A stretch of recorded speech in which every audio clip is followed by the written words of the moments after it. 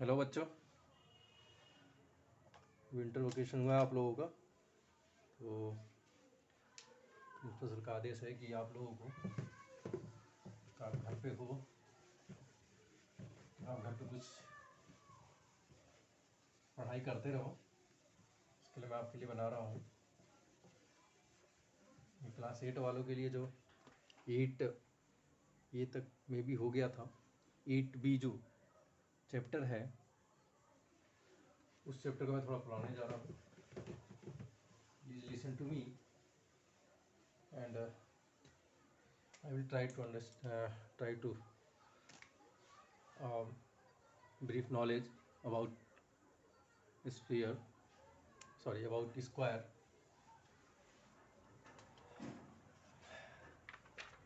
Exercise 8B, the first question is: the area of a square shape field is 441 square meter. Find the parameter of the field. Clear? The area of square shape field. At first, you know about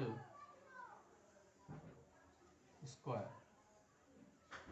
Here, square has 4 sides and all sides are equal. Clear?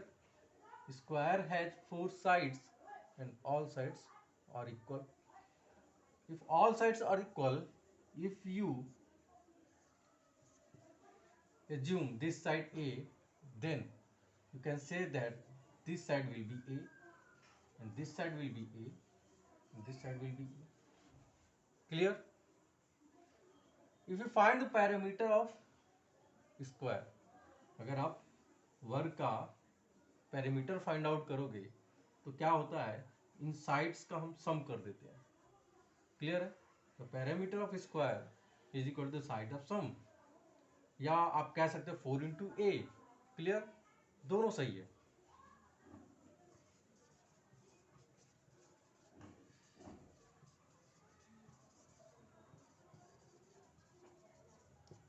क्या कह सकते हो आप, या कह दो the sum of all sides, या direct कह सकते हो आप 4 × साइड। दोनों फॉर्मूला सही है। क्लियर है? पैरामीटर मीन्स ये जो बाउंड्री है ना, ये इन्हें आपको ऐड करना होता है, its parameter. Clear? If you add these boundaries then you can find out the parameter of this square. Clear? And if you find out the area of this square, if you area of this square, अगर आप इसका area निकालना चाहते हो, क्षेत्रफल निकालना चाहते हो, तो क्या होगा? the area of square is equal to side into side. इसमें क्या करते हैं हम, एक साइड का दूसरे साइड से मल्टीप्लाई कर देते हैं। मीन्स इसको शॉर्ट फॉर्म में हम लिखते हैं, देखो एक साइड ये है, एक साइड और ले लिया हमने, a × A मीन्स a का स्क्वायर। तो हमें दो फार्मूले मिले, एक तो हमें मिला पैरामीटर ऑफ स्क्वायर 4 × साइड, और एक फार्मूला हमें ये मिला the area of square side × side. Clear है? आप ये दिमाग में रहना चाहिए कि एक स्क्वायर के सारे साइड्स इक्वल होते हैं। क्लियर? और इसका पैरामीटर का जो फॉर्मूला होता है 4 × साइड या सम ऑफ ऑल साइड्स। क्लियर है? और the area of square side × side, a × A, तो ये क्या हो जाएगा, A²। अब इसी फॉर्मूले बेस्ड आपके क्वेश्चन है। एंड रेक्टेंगुलर के बारे में थोड़ा बता दूं, रेक्टेंगल से भी रिलेटेड क्वेश्चन है। तो ये आपका स्क्वायर था, स्क्वायर ये आपको मैंने क्लियर कर दिया। क्लियर है? स्क्वायर में सारे जो एंगल बनते हैं वो 90 डिग्री बनते हैं। मुझे लग रहा है इसकी जरूरत आपको नहीं पड़ेगी इसमें, बट जान लीजिए स्क्वायर के सारे जो ये एंगल बनते हैं वो सारे इक्वल होते हैं, 90 डिग्री के होते हैं। क्लियर है? तो स्क्वायर के बारे में मुझे लग रहा है आपको समझ में आ गया होगा। नेक्स्ट रेक्टेंगल के बारे में जानते हैं। What is rectangle? रेक्टेंगल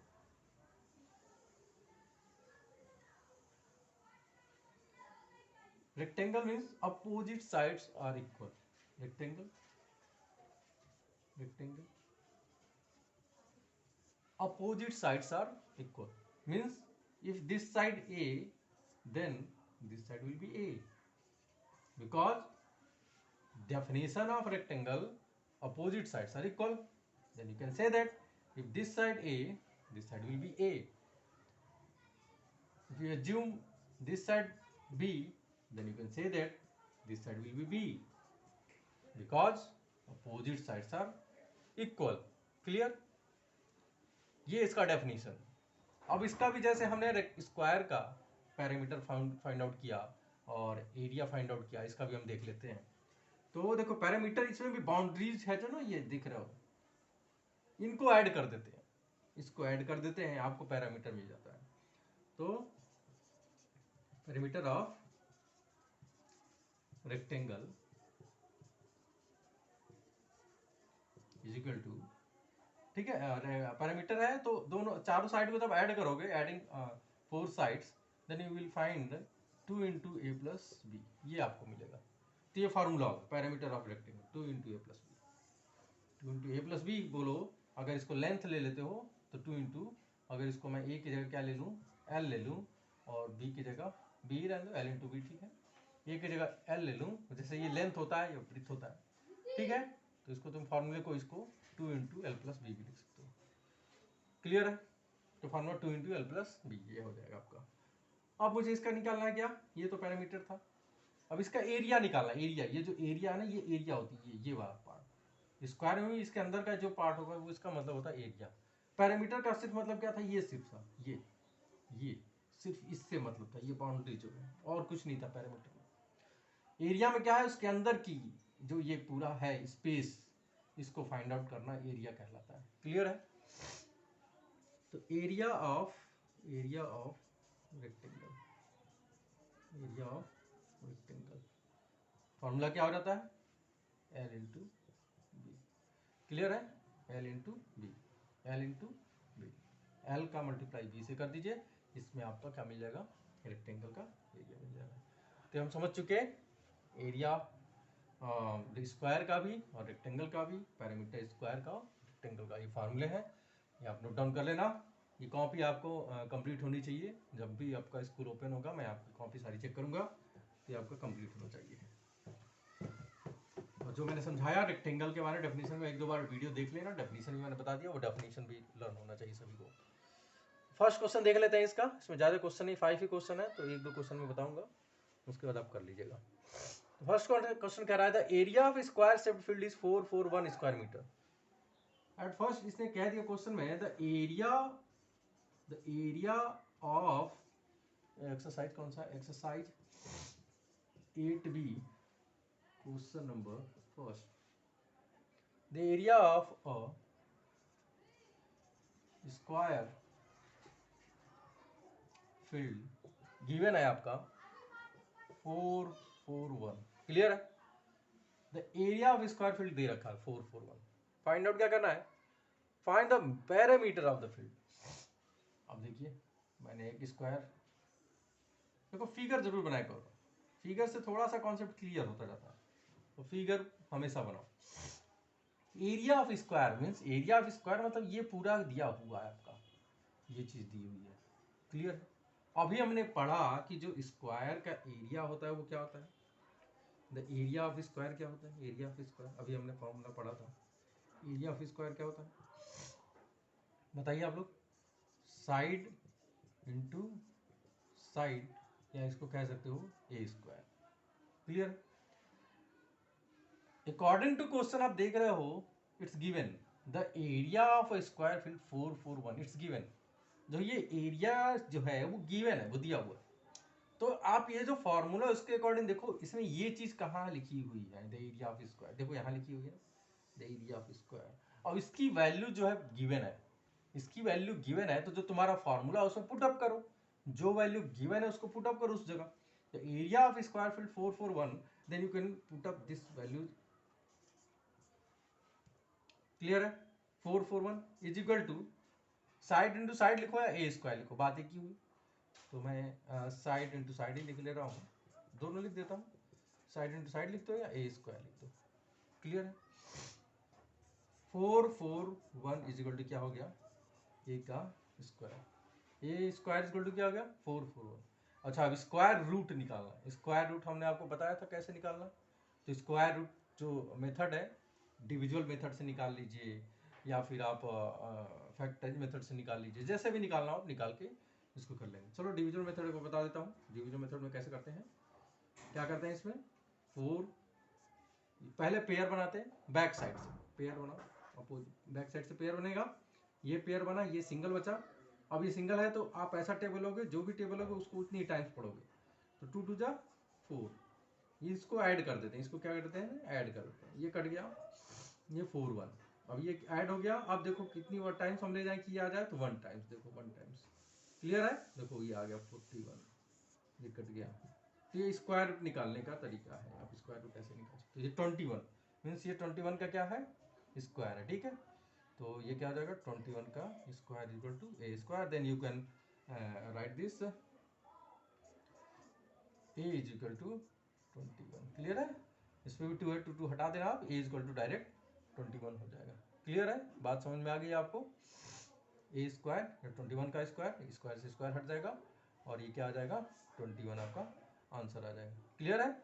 या फिर आपको जैसा मैंने पढ़ाया था, इसको ऐसे भी लिख सकते हो, a square is equal to, A square हटाओ, जब ए स्क्वायर हटाओगे आप तो ये रूट के अंदर आ जाएगा, रूट के अंदर आ जाएगा 21, सॉरी रूट के अंदर आएगा क्या 441, रूट के अंदर क्या आ जाएगा 441। एंड जब ये रूट से बाहर लेकर आते हैं हम, तो ए इज इक्वल टू, हमने तुम्हें बताया था कि रूट की वैल्यू को हमेशा प्लस माइनस में करते हैं, क्लियर है। तो 21 आ गया, अब हम प्लस वाले को यूज करते हैं, प्लस वाले को हमने ले लिया, तो ए इक्वल टू 21 फाइंड आउट हो गया। अच्छा ए इक्वल टू, ए की वैल्यू अभी मिली, अभी तुम्हें क्या फाइंड आउट करना है, अभी आंसर नहीं मिला तुम्हारा, अभी तुम्हें फाइंड आउट करना है पैरामीटर, क्या फाइंड आउट करना है पैरामीटर। ए मिल गया, जब मुझे ये साइड मिल गया, मुझे साइड मिल गया 21 21 21, क्लियर है। तो मैंने आपको बताया था, देखो यहाँ दोनों फॉर्मूले यूज हो रहे हैं, तो मैंने आपको बताया था कि पैरामीटर जब निकालना होगा, पैरामीटर ऑफ स्क्वायर, फॉर्मूला क्या लगाओगे, सम ऑफ ऑल साइड्स या 4 इंटू साइड, 4 इंटू साइड, कुछ भी लगा दो, क्लियर है। अच्छा ये भी ध्यान दो, ये किस में आएगा, ए इक्वल 21 स्क्वायर मीटर दिया हो, तो ये क्या हो जाएगा 21 मीटर, 21 मीटर, क्लियर। तो अब यहाँ क्या करो, ये है ना, ए है ना, तो एक 21 मीटर, 21 मीटर, यहाँ मल्टीप्लाई कर दो 4 इंटू 21, देन 4 1 जा 4, 4 2 जा 8, 84 मीटर, क्लियर है।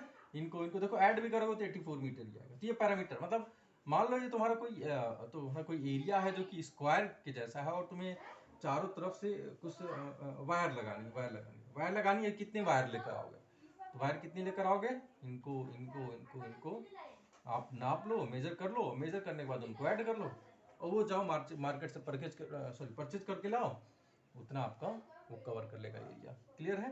तो यही पैरामीटर होता है, मेरे कहने का मतलब सेंस ये था कि पैरामीटर क्या होता है, बाउंड्रीज होती है, तो sum of all sides is parameter, clear है। तो ये आप, मुझे लग रहा समझ में आ गया होगा। अब हम नेक्स्ट क्वेश्चन पे चलते हैं। जिसे नहीं समझ में आएगा 2 3 बार वीडियो देख लेगा, पूरा समझ में आ जाएगा। अगर कुछ भी डाउट होता है तो नीचे कमेंट में लिख के भेज देना, मैं डाउट क्लियर कर दूंगा आपको, क्लियर है बच्चों। चलिए ये आपका आंसर है 84 मीटर पैरामीटर, तो पैरामीटर ऑफ स्क्वायर 84 मीटर, ये आपका आंसर है 84 मीटर। चलिए नेक्स्ट क्वेश्चन पे आते हैं।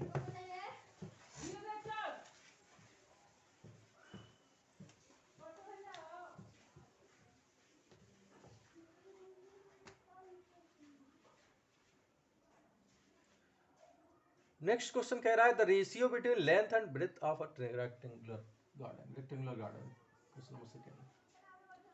रेशियो दिया हुआ है, रेशियो, फिर आप रेक्टेंगल बोलो, रेक्टेंगल का फिगर ड्रॉ कीजिए। अच्छा रेशियो क्या दिया हुआ है 3:2, ठीक है। जब भी रेशियो में गिवन हो कहीं तो आप मान लो, ठीक है, मान लो, उसको मान लोगे तो लेंथ क्या हो जाएगा, लेंथ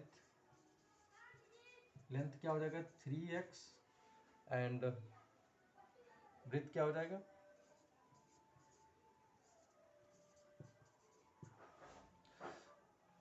ब्रेथ क्या हो जाएगा, क्या दिया 2x, क्लियर है 2x। तो ये जो है वो 3x गिवन है, और ये जो है 2x गिवन है। x क्यों माना, क्योंकि ये रेशियो में गिवन है, क्लियर है, रेशियो में गिवन है तो हमें x मानना पड़ेगा, क्योंकि हमें एग्जैक्ट वैल्यू नहीं पता, रेशियो पता है उनका, तो हमने x उसके साथ जिम कर लिया 3x एंड 2x, क्लियर है। तो क्या ratio between length and breadth of a rectangular garden, ठीक है, एक साइड ये हो गया, एक साइड ये हो गया, तो कह सकते हो L is equal to 3x and B is equal to 2x, clear है। If area of the garden is 600 square metre. अब देखो इसमें भी एरिया दे दिया, मीन्स ये चीज एरिया दे दिया, क्लियर है, वो दे दिया इसमें भी। फिर वही फॉर्मूला इसका रेक्टेंगल का, एरिया ऑफ रेक्टेंगल क्या होता है, एल इंटू बी। और ये गिवन है क्वेश्चन में, एरिया ऑफ रेक्टेंगल गिवन है क्वेश्चन में, देखिए। चलिए मैं वहां रख देता हूं 600। अच्छा यहां से देखिए L is equal to 3x, यहाँ एज्यूम किया ना length 3x and breadth 2x, तो L की जगह हम क्या रख देंगे, देखो L की जगह L is equal to 3x है ना, देखो ये L ये लेंथ है, ये ब्रेथ, तो L is equal to 3x, तो L जहां है वहां हम क्या पुट कर देंगे 3x, ब्रेथ वो कितना है 2x।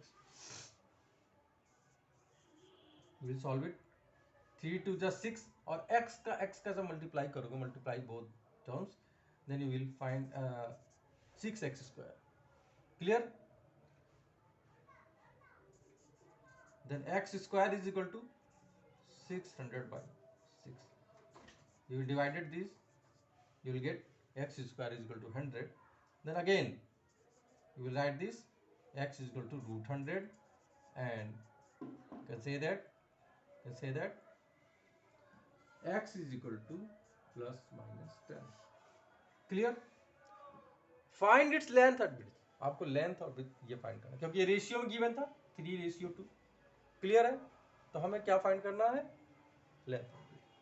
तो क्या लिखोगे, LENGTH, length is equal to 3x, और आपको x की वैल्यू मिल गई है, x की वैल्यू मिल गई है, तो आप यहाँ प्लस वाली वैल्यू पुट अप कर दो, length is equal to 3 into 10 is equal to क्या आ जाएगा 30, क्लियर है, 30 मीटर। ये आपका एक आंसर हो गया। और अब क्या निकालोगे, ब्रेथ निकाल दो, क्या हो जाएगा 2x, 2 इंटू यहाँ भी x की वैल्यू वही 10 20 मीटर, तो ये जो है आपका आंसर हो गया, ठीक है, ये आंसर हो गया। तो L बराबर क्या आंसर, जैसे लिख दो L बराबर क्या आ गया आंसर 30 मीटर, एंड B बराबर क्या आ गया आपका 20 मीटर, ये आपका आंसर हो गया, क्लियर है। आई होप आपको समझ में आ गया होगा। आप ये एक्सरसाइज आप कंप्लीट कर लेना, 1 to 5 क्वेश्चन है, लगभग इसी से कनेक्टेड है सारे क्वेश्चन, मैंने आपको परफेक्टली समझा दिया है। फिर भी अगर आपको कोई डाउट हो तो आप कमेंट करके बताना, मैं आपको समझा दूंगा। और ये मैं जैसे ही आपका स्कूल ओपन होगा मैं आपका सारा कॉपी चेक करूंगा और प्रॉपरली तरीके से सारा होमवर्क करूँगा। ये आपका होमवर्क है, इस एक्सरसाइज को कंप्लीट कर लेना। 8A भी कंप्लीट करना है, 8A तो मैंने स्कूल में पढ़ा दिया था, 8B कंप्लीट कर लेना, क्लियर बच्चों।